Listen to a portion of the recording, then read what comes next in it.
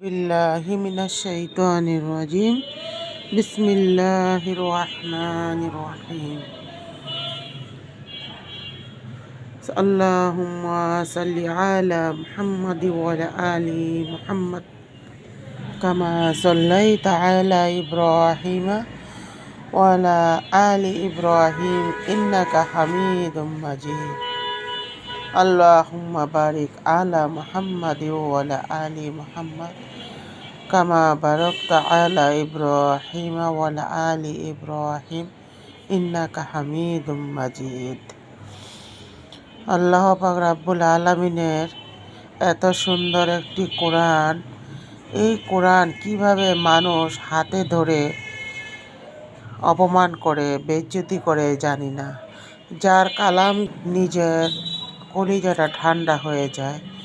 এত সুন্দর কোরআন, আর এই কোরআনটাকে এইভাবে মানুষ অপমান অপদস্থ করে। আল্লাহ তাদের সবাইকে বুঝার তৌফিক দান করুক, আমিন। আল্লাহ পাক রাব্বুল আলামিন বলেন, আমরা রবের কথা লেখার জন্য আমার রবের কথা লেখার জন্য সমুদ্র যদি কালি হয়ে যায়, তবে আমার রবের কথা শেষ হওয়ার আগেই সমুদ্র নিঃশেষ শুকিয়ে যাবে। যদিও আমি এর সাহায্যের জন্য অনুরূপ আরও সমুদ্র নিয়ে আসি। সুবহানাল্লাহ। আল কাহাফ আয়াত 109। আল্লাহ পাক রাব্বুল আলামিন সূরা আল কাহাফের মধ্যে 109 নম্বর আয়াতে এই কথাটা বলেন। তো আল্লাহর কথা শেষ হবার না, আল্লাহর কথা কিছুতেই শেষ হবার না। এখানে আল্লাহ পাক রাব্বুল আলামিন দেখেন কত সুন্দরভাবে তুলে ধরছে এখানে, যে তোমাদের উপর যেসব বিপদ আপদ পতিত হয় তা তোমাদের কর্মেরই ফল, এবং তিনি তোমাদের অনেক গুনাহ ক্ষমা করে দেন। সূরা আশ-শূরা আয়াত 30। এই কোরআনটা এত সুন্দরভাবে স্পষ্টভাবে সুন্দরভাবে লেখা, যা পড়তে ইচ্ছা করে আর শুনতে ইচ্ছা করে। কোরআনের আমি প্রথম পেজগুলো শুধু তুলে ধরলাম, যে প্রথম পেজে কি আছে। তারপরের পেজে আছে, যারা আল্লাহর পথে তাদের সম্পদ ব্যয় করে তাদের উপর উপমা একটি বীজের মতো, যে বীজ উৎপন্ন করল 7টি শীষ, প্রতিটি শীষে রয়েছে 100 দানা, অর্থাৎ 700 হবে। আল্লাহ যার জন্য ইচ্ছা করেন বর্ধিত করে দেন। বাস্তবে আল্লাহ হচ্ছেন অতি দানশীল, সর্বজ্ঞ। সূরা বাকারা আল কোরআন। এই শীষের দানা শীষ সূরা ইউসুফের মধ্যে এর একটি আয়াত আছে, যে এই শীষ গমের শীষ দ্বারা বোঝানো হয়েছে। এখানে ইউসুফ আলাইহিস সালাম এই কথাটা তার এলাকাবাসীকে বলেছিলেন, যে একটি শীষে 7টি দানা হবে, এবং 7টি এক একটি দানায় এক একটি শীষে 100 করে দানা হলে এক একটি শীষে 700 করে দানা হবে। এরকম একটা লাইন আমি পড়েছিলাম। আমার হয়তো পুরোটা খেয়াল নাই, এটা দেখে আমার মনে হলো আর কি।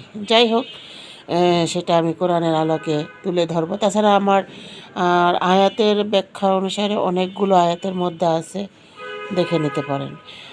তারপরে আল্লাহ পাক রাব্বুল আলামিন বলেন, যাদের উসিলায় এই সহজ কোরআন,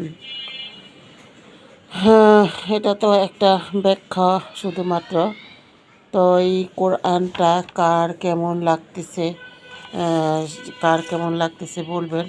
আমার কাছে খুব ভালো লাগছে। এই কোরআনটা আমার হাজব্যান্ড কিনে এনেছে, তো ভালো লাগলো আমার এটা দেখে। আমি এটা শুধু দেখতেছি, এখনও পুরোপুরি অর্থটা পড়ি নাই।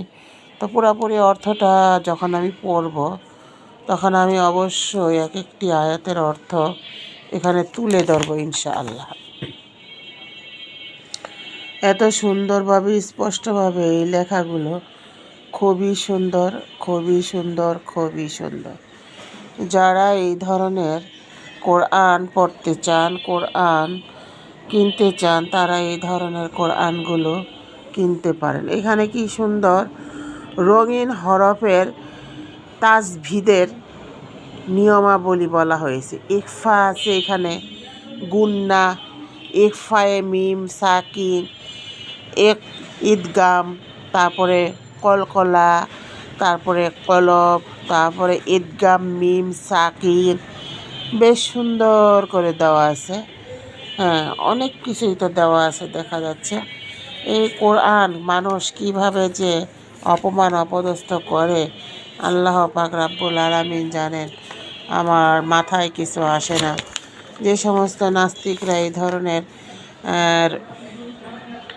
কোরআনকে অপমান করেন, আল্লাহ তাদের শাস্তিগুলো যেন দুনিয়াতেই দিয়ে দেন।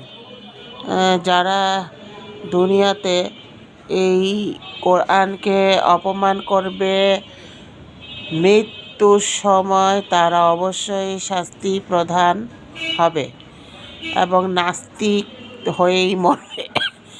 আর যারা নাস্তিকদেরকে আল্লাহ পাক রাব্বুল আলামিন বলছে যে তাদেরকে ধরো, পায়ের তলে পিষো, বাম